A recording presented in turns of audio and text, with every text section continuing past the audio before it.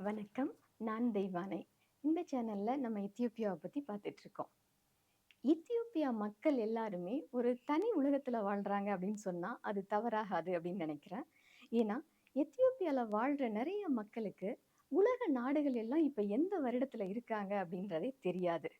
அதே மாதிரி ஆ ஆங்கில மாதங்கள் வந்து 12 இருக்கு அப்படிங்கிறதும், ஜான்வரி, பிப்ரவரி அதெல்லாம் என்ன அப்படிங்கிறதே தெரியாத மக்களும் எத்தியோப்பியால வந்து இருக்காங்க.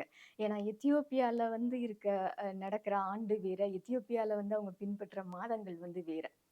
நேரத்துல கூட அவங்க வேற ஒரு முறைய வந்து பயன்படுத்திட்டு இருக்காங்க. நீங்கலாம் எப்படி வேணாலும் நேரம் வந்து பயன்படுத்திக்கங்க. ஆனா எங்களுக்கு நேரம் கணக்கிடுறதுக்குன்னு ஒரு முறை இருக்கு.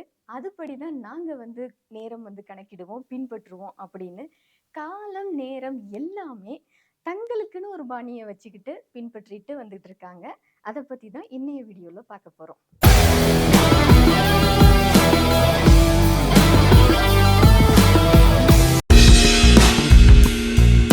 எத்தியோப்பியா. எத்தியோப்பியா மக்கள பார்க்கும்போதெல்லாம் எனக்கு தோன்றது, அவங்களுக்கு ரொம்பவே தன்னம்பிக்கை அதிகங்க.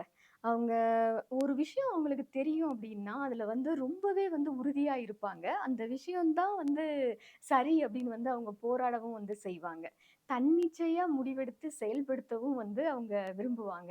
இவங்களோட குணங்கள் எல்லாம் பார்க்கும்போது, இவங்க படிப்பறிவு வந்ததுக்கு அப்புறமா, இவங்க வந்து இது மாதிரி குணங்கள் எல்லாம் வளர்த்துக்கிட்டாங்களோ அப்டின்னு நான் நெனச்சிருக்கேன். ஆனா, ஆ எத்தியோப்பியால நடக்கிற விஷயங்கள், எத்தியோப்பியால இருக்கிற விஷயங்கள் எல்லாமே வந்து பார்க்கும்போது, இவங்களுக்கு இந்த குணங்கள் எல்லாமே அவங்க முன்னோர்கள் கிட்டேருந்து வந்திருக்கு அப்படிங்கிறத தான் நான் புரிஞ்சுக்கிட்டேன்.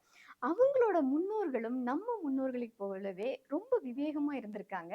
நெறைய விஷயங்கள் அவங்களுக்கு தெரிஞ்ச விஷயங்கள், கண்டுபிடிச்ச விஷயங்கள் எல்லாமே அவங்க சந்ததிகளுக்கெல்லாம் சொல்லிக் குடுத்துட்டு வந்து போயிருக்காங்க. அப்படி அவங்க சொல்லிக் குடுத்த விஷயங்கள்ல ஒண்ணு தான் இந்த ஆண்டு, மாதம், நேரம் எல்லாமே. எத்தியோப்பியால இது 3மே வந்து மத்த நாடுகள்லேருந்து வேற மாதிரி வந்து பயன்படுத்துவாங்க. இப்ப நம்ம ஆண்டு அப்படின்னு எடுத்துக்கிட்டோம்னா, உலக நாடுகள் எல்லாருமே அதாவது எல்லா நாடுகள்லயுமே ஒவ்வொரு கேலண்டர் வந்து வச்சிருப்பாங்க. அவங்க நாட்டுக்கு ஏத்த மாதிரி. இருந்தாலுமே நம்ம எல்லாருமே பரவலா பயன்படுத்துறது கிரிகோரியன் கேலண்டர் அப்படிங்கிறது நமக்கு தெரியும். ஆனா சில நாடுகள் அவங்களோட நாட்டோட கேலண்டர மட்டுமே வந்து பயன்படுத்திட்டு வர்றாங்க. அப்படிப்பட்ட நாடுகள்ல ஒண்ணு தான் எத்தியோப்பியா. எத்தியோப்பியாவோட கேலண்டர இத்தியோப்பியன் கேலண்டர் அப்படின்னு சொல்றாங்க. கீஸ் கேலண்டர் அப்படின்னு வந்து சொல்றாங்க. இந்த கேலண்டர் படி எத்தியோப்பியா மக்கள் இப்ப வாழ்ந்துகிட்டு வர வருஷம் 2016. அதாவது நம்மலாம் 2024ல இருக்கோம் அப்படின்னு சொல்லும்போது, எத்தியோப்பியா மக்கள் நாங்க 2016ல இருக்கோம் அப்படின்னு வந்து சொல்லுவாங்க. நம்ம நினைக்கலாம், அப்பனா வந்து எத்தியோப்பியா மக்கள் 8 வருஷம் பின்னாடி இருக்காங்களா அப்படின்னு. அப்படி வந்து கிடையாது. இப்ப நம்ம வந்து தமிழ் வருடப்பிறப்பு வந்து கொண்டாடுறோம். ஆ ஆங்கில வருடத்த சொல்லுவோம், தமிழ் மாதத்த சொல்லுவோம், தமிழ் வருடப்பிறப்புன்னு சொல்லி வந்து கொண்டாடுவோம். ஆனா தமிழுக்குன்னு ஒரு ஆண்டு இருக்கா? அப்படி இருந்தா இப்ப நம்ம எந்த வருடத்துல இருக்கோம் அப்படிங்கிறது தமிழ் படிச்சவங்கள கேட்டா தான் வந்து தெரியும். அ ஆனா நம்ம திருவள்ளுவர் ஆண்டுன்றது நெறைய இடங்கள்ல வந்து பார்த்திருப்போம். இப்ப நம்ம திருவள்ளுவர் ஆண்டு 2055ல வந்து இருக்கோம். அப்படின்னா நம்ம 31 வருடங்கள் வந்து முன்னாடி இருக்கோமா அப்படின்னா, அதுவும் வந்து நமக்கு தெளிவா வந்து தெரியல. இது மாதிரி தான் வந்து எத்தியோப்பியாலயும் அவங்க முன்னோர்கள் ஒரு வருடத்த வந்து கண்டுபிடிச்சு, அந்த வருடத்திலேருந்து கணக்கிட்டு, இப்ப அவங்க 2016ல இருக்கிறதா வந்து, இப்ப உள்ள மக்கள் வந்து நம்பிட்டு இருக்காங்க. அ இந்த வருட வித்தியாசம் எப்படி வந்தது அப்படின்னா, அ கிரிகோரியன் கேலண்டர், இத்தியோப்பியன் கேலண்டர் 2மே வந்து கிட்டத்தட்ட இயேசு பிறந்த வருடத்த வச்சு தான் வடிவமைச்சிருக்காங்க அப்படின்னு வந்து சொல்றாங்க. ஆனா, இந்த வித்தியாசம் வர்றதுக்கு காரணம், எத்தியோப்பியன் மக்கள் வந்து இயேசு பிறந்ததா நம்புற வருடமும், கிரிகோரியன் கேலண்டர் படி இயேசு பிறந்ததா சொல்ற வருடமும் வந்து வேற வேற. ஸோ இந்த வேறுபாட்டுனால தான் வந்து எத்தியோப்பியர்கள் 7 வருடம், 8 வருடம் வந்து பின்னாடி இருக்க மாரி இருக்காங்க அப்படின்னு சொல்றாங்க. அடுத்து பார்த்தீங்கன்னா மாதங்கள். அ உலகத்திலேயே எத்தியோப்பியால மட்டும் தான் 13 மாதங்கள் வந்து பின்பற்றிட்டு வர்றாங்க. இதற்கு காரணம் வந்து சொல்றாங்க. அது எவ்வளவு தூரம் உண்மை அப்படிங்கிறது நமக்கு தெரியாது. முன்னோர்கள் அதாவது எத்தியோப்பியால இருந்த முன்னோர்கள் மாதங்கள் பிரிக்கும்போது, அ நம்ம ஏன் வந்து 12 மாதங்களுக்கு வந்து போகணும்? 12 தான் மாதங்கள் இருக்கணும்னு ஏதாவது இருக்கா என்ன? இந்த 12ங்கிற எண்ண விட 13ங்கிற எண் வந்து நல்லா இருக்கு. அதனால நம்ம மாதங்கள வந்து 13ஆ பிரிப்போம் அப்படின்னு சொல்லி வந்து அவங்க 13 மாதங்களா பிரிச்சதா சொல்றாங்க. ஒவ்வொரு மாதத்திலயும் 30 நாட்கள வந்து வச்சிருக்கிறாங்க. அந்த மீதி உள்ள நாட்கள எல்லாமே சேர்ந்து கடைசி மாதம் வந்து கடைசி மாதத்துல வந்து சேர்த்துருவாங்க. இந்த கடைசி மாதத்துல வெறும் 5 நாட்கள் தான் இருக்கும். லீப் வருடம் அப்போ 6 நாட்கள் வந்து இருக்கும். இப்படிதான் வந்து அவங்க மாதங்கள் பிரிச்சு வந்து பயன்படுத்திட்டு இருக்காங்க. எப்படி பெரும்பான்மையான எத்தியோப்பியர்களுக்கு 2016 தான் அவங்களோட வருடம்னு தெரியுமோ, அதே மாதிரி இந்த மாதங்கள் தான் அவங்க மாதங்களாவே இருக்கு அப்படின்னு வந்து நம்பிட்டு இருக்கிறாங்க. அவங்க கிட்ட போயிட்டு நம்ம இப்போ என்ன மாதம், ஆங்கில மாதம் நடக்குது அப்படின்னு வந்து கேட்டா வந்து தெரியாது. ஆங்கில தேதி என்னன்னு கேட்டா வந்து தெரியாது. படித்தவர்கள் அவங்க இப்பல்லாம் வந்து வெளிநாட்டிலேருந்து நெறைய பேர் எத்தியோப்பியாவுக்கு வந்து வேலைக்கு வரதுனால, அப்புறம் எத்தியோப்பிய நாடு வெளிநாட்டு தொடர்பு வந்து அதிகப்படுத்துறதுனால, அ இந்த ஆங்கில மாதங்கள பத்தி தெரிஞ்சு வச்சிருக்காங்க. இருந்தாலுமே அவங்க கிட்ட திடீர்னு போய் இப்ப ஆங்கிலம் தேதி என்ன அப்படின்னு வந்து கேட்டா வந்து அவங்களால டக்குன்னு வந்து சொல்ல முடியாது. அதற்கெல்லாம் இன்னொரு சுவாரஸ்யம் சேர்க்கிற மாதிரி அவங்க வந்து நேரம் வந்து பயன்படுத்திட்டுறது வந்து ஒரு வித்தியாசமா வந்து இருக்கும்.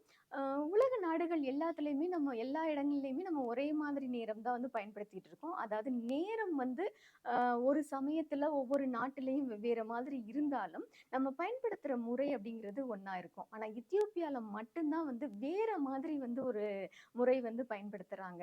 நம்ம வந்து ஒரு 12 மணி நேர முறை, 24 மணி நேர முறை அப்படிங்கிறது மாரி பயன்படுத்துவோம். ஒரு புது நாள் எப்ப நம்ம உருவாகுது அப்படின்னு சொல்லுவோம்னா, முதல் நாள் இரவு 12 மணி ஆனதுக்கப்புறம் நம்ம வந்து அடுத்த நாள் வந்துருச்சு அப்படின்னு வந்து சொல்லுவோம். ஆனா எத்தியோப்பியர்கள் சூரியன் உதிக்கிறதையும், சூரியன் மறையறதையும் தான் வந்து கணக்குல வச்சிருக்கிறாங்க. அ எப்படி வந்து இரவு நேரம் வந்து எப்படி வந்து ஒரு பகலா ஆக முடியும்? ஒரு புது நாள் ஆக முடியும்? எப்ப சூரியன் உதிக்குதோ அப்பதானே வந்து அது புது நாள் அப்படின்னு வந்து சொல்றாங்க. இத கேட்கும்போது நமக்கு லாஜிக் கரெக்ட்டா தான் இருக்கு அப்படின்னு வந்து தோணும். காலையில 6 மணிலேருந்து சாயந்திரம் 6 மணி வரைக்கும் வந்து பார்த்தீங்கன்னா, அவங்க வந்து பகல் பொழுதா வந்து கருதுறாங்க. சாயந்திரம் 6 மணிலேருந்து மறுநாள் காலையில 6 மணி வரைக்கும் இரவு பொழுதா வந்து அவங்க கருதுறாங்க. 12 மணி நேரம் பகல், 12 மணி நேரம் இரவு அப்படின்னு வந்து பயன்படுத்துறாங்க எத்தியோப்பியால.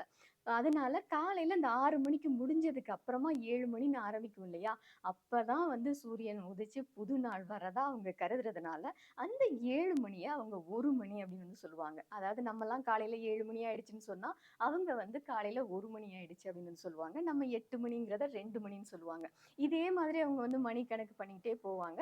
சாயந்திரம் 6 மணி அதாவது நமக்கு சாயந்திரம் 6 மணின்னு நம்ம சொல்றத, அவங்க 12 மணி அப்படின்னு சொல்லுவாங்க.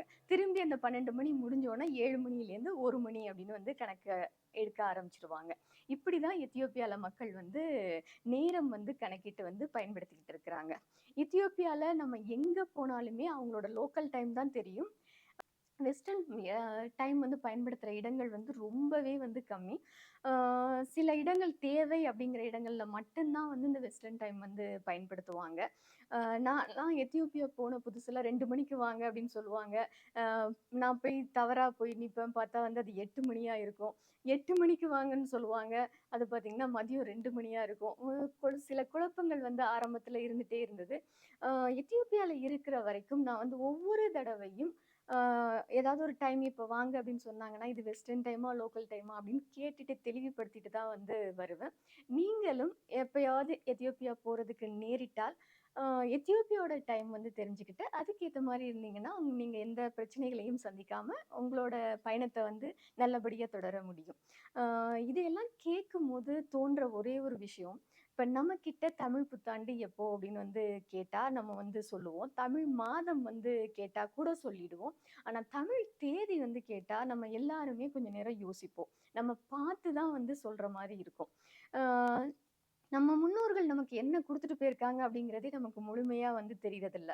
நம்ம நாடு மட்டும் இல்ல. இது மாரி பல நாடுகள் அவங்க நாட்டுல வந்து இருந்த முறைகள வந்து விட்டுட்டு, பரவலா இப்ப உலக நாடுகள் பயன்படுத்துறது எல்லாமே வந்து இந்த நம்ம வெஸ்டர்ன் கலாச்சாரத்துக்கு வந்து மாறிக்கிட்டே வரும்போது, எத்தியோப்பியர்கள் மட்டும் எங்க முன்னோர்கள் இதுதான் எங்களுக்கு சொல்லிக் குடுத்துருக்காங்க. இத மத்தவங்க தப்பா பார்த்தாலும் பரவாயில்ல. இதுதான் எங்களோட கலாச்சாரம். நாங்க 2016ல தான் இருக்கிறோம். எங்களுக்கு மாதங்கள் 13 தான். நாங்க இப்படிதான் வந்து நேரம் கணக்கிடுவோம்னு சொல்லி, அந்த கலாச்சாரத்துக்கும், அந்த முன்னோர்களுக்கும் மரியாதை குடுத்து, இன்னைக்கு வரைக்கும் வந்து பின்பற்றிட்டு வரத வந்து நான் உண்மையாவே வந்து ஒரு பெருமைக்குரிய விஷயமா தான் நெனைக்கிறேன். உங்களுக்கு இந்த வீடியோ பிடிச்சிருக்கும் அப்படின்னு நெனைக்கிறேன். இன்னைக்கு இந்த வீடியோ பார்த்த உங்கள் அனைவருக்கும் நன்றி. வணக்கம்.